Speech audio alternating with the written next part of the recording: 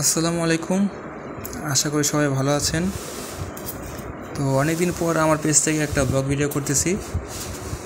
আর আজকের এই ব্লগ ভিডিওটা করার মূল উদ্দেশ্য হচ্ছে আমার এই জাদুর মেশিন, যেটা একটু আগে আমি হাতে পেলাম, এটার সাথে আপনাদেরকে পরিচয় করে দেওয়া।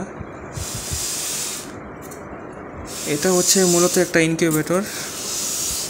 আর আপনারা সবাই সম্ভবত জানেন যে ইনকিউবেটরের মাধ্যমে বিভিন্ন হাঁস মুরগি কিংবা বিভিন্ন পাখি কিংবা কবুতরের ডিমগুলো ফোটানো যায়। এটা হচ্ছে পুরোপুরি ইলেকট্রিক একটা মেশিন, অর্থাৎ এটার মধ্যে যদি আপনি ইলেকট্রিক লাইন দিয়ে দেন তাহলে অটোমেটিক এটা কাজ করবে কোনো হ্যাসেল ছাড়াই। এটার মধ্যে সব মেশিন একসাথে সেট করা আছে। এখানে আপনারা দেখতে পাচ্ছেন, এই যে এটা হচ্ছে হিট কন্ট্রোল মেশিন, আর এটা হচ্ছে বক্সের ভিতর যে আর্দ্রতা থাকবে সেই আর্দ্রতা কন্ট্রোল করার মেশিন। যদিও বক্সটা আমি একটু খুলে দেখাই সবাইকে, তাহলে দেখতে পাবেন বক্সের ভিতর কি আছে। দেখা যাক। এখানে দেখতে পাচ্ছেন বক্সের ভিতরে একটি লাইট সেট আপ করে দেওয়া। মূলত এই লাইটটা জ্বললেই ভিতরে তাপমাত্রা বাড়বে কিংবা কমবে। এখানে একটা এক্সস্ট ফ্যান দেওয়া আছে, আর এটা হচ্ছে হিট কন্ট্রোল মেশিনের একটা অংশ। তো এটা হচ্ছে ভিতরের অংশটা। আর আমাকে সেলার আমি যার থেকে এটা নিয়েছি, তো তিনি আমাকে বলেছেন এটার মধ্যে ম্যাক্সিমাম 80 থেকে 100টার মতো ডিম দেওয়া যাবে প্রতিবারে। আর প্রতিটা ডিম ফোটার জন্য 20 থেকে 21 দিনের মতো সময় লাগবে। আমি আরও অনেক আগে থেকেই এই ইনকিউবেটরটা কালেক্ট করার চেষ্টা করতেছিলাম, যেহেতু আপনারা সবাই জানেন যে আমি আমার বাগানে গাছপালার পাশাপাশি আমার ফার্মিংয়ে অনেক হাঁস মুরগি এবং পাখিও পালন করি আমি।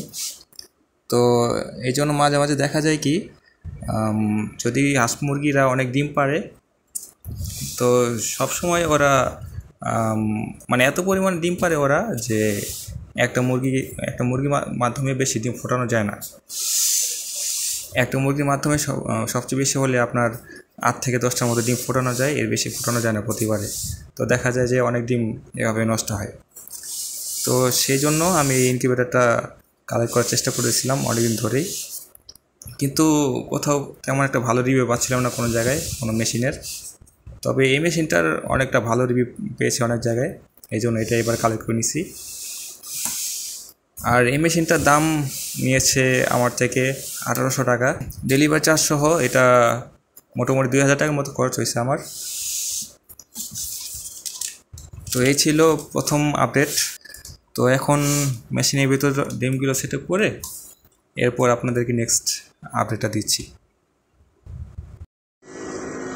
তো আলহামদুলিল্লাহ ডিমগুলো সেট আপ করা হয়ে গেল। তো প্রথমবার যেহেতু, তাই আমি এখানে খুব বেশি ডিম নিইনি।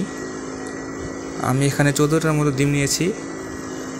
আর মেশিনটা চালু করার পরই দেখতে পাচ্ছেন এখানে যে হিটিং লাইটটা আছে এটা জ্বলে উঠেছে, এবং এর পাশেই যে এক্সস্ট ফ্যানটা এটাও ঘুরতেছে। আর এই এক্সস্ট ফ্যানটা ঘুরলে কি হবে, এটা লাইটের মাধ্যমে যে তাপটা উৎপন্ন হবে এই এক্সস্ট ফ্যানের মাধ্যমে সেই তাপটা পুরো বক্সের মধ্যে ছড়া যাবে। আর সেলার আমাকে বলে দিয়েছেন যে ডিমগুলো প্রথমবারে সেট আপ করার পরে 3 ঘন্টা ওয়েট করতে। 3 ঘন্টা ওয়েট করার পর মেশিনের মাধ্যমে আর্দ্রতা চেক করতে। তো আর্দ্রতা যদি কম মনে হয় তাহলে একটা বাটিতে পানি নিয়ে বক্সের একটা সাইডে রেখে দিতে বলেছে। আর বক্সের মধ্যে ডিম সেট আপ করার পরে বক্সের মুখটা কখনো খোলা যাবে না, আর খুললেও খুব বেশি খোলা যাবে না। বক্সের যে মুখটা এটা সবসময় লাগিয়ে রাখতে হবে, আর এটা খুব বেশি খোলা যাবে না। এই যে আমি বক্সের মুখটা লাগিয়ে দিচ্ছি।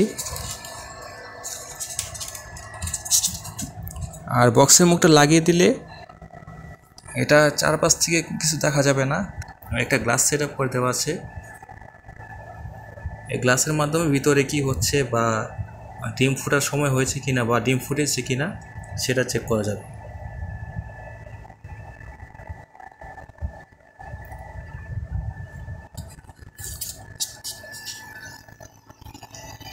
তো আজকের ভিডিওটা এই পর্যন্তই। ইনশাল্লাহ দোয়া করবেন যেন এখানে ডিমগুলো সবগুলো ফুটে যায়, তাহলে ইনশাল্লাহ সামনে থেকে আরও বেশি করে ডিম দিব এখানে। আর এখন থেকে রেগুলারই ইনশাল্লাহ ভিডিও করব এটার এবং ভিডিও পোস্ট করব। তো আশা করি সবাই আমার সাথে থাকবেন এবং পেজে লাইক দিয়ে ফলো করে রাখবেন এবং আমাদের জন্য দোয়া করবেন এবং আপনাদের জন্য দোয়া রইল। আপনারা সবাই ভালো থাকুন, সুস্থ থাকুন। আল্লাহ হাফেজ।